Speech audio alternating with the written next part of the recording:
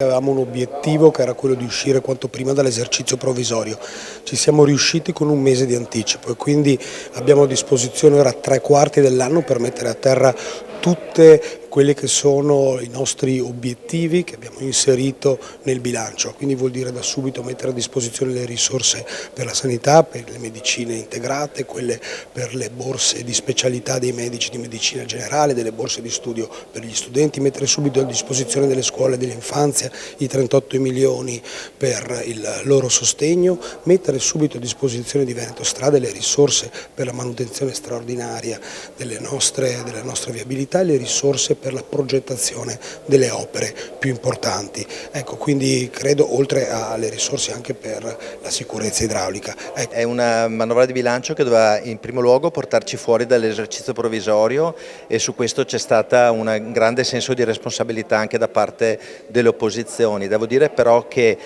questa manovra di bilancio complessivamente manca di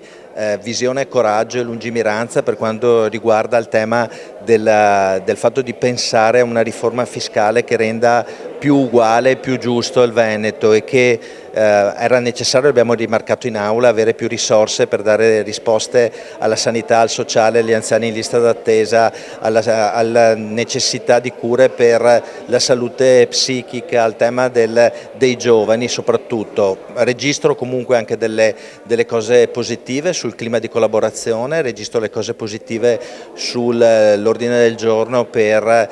fare un patto di crescita e sviluppo cofirmato col Presidente Stefani per finalmente dare una risposta a questo esodo di giovani che, come dice qualche giornalista, ha assunto dimensioni bibliche e la politica deve dare una risposta. E poi inoltre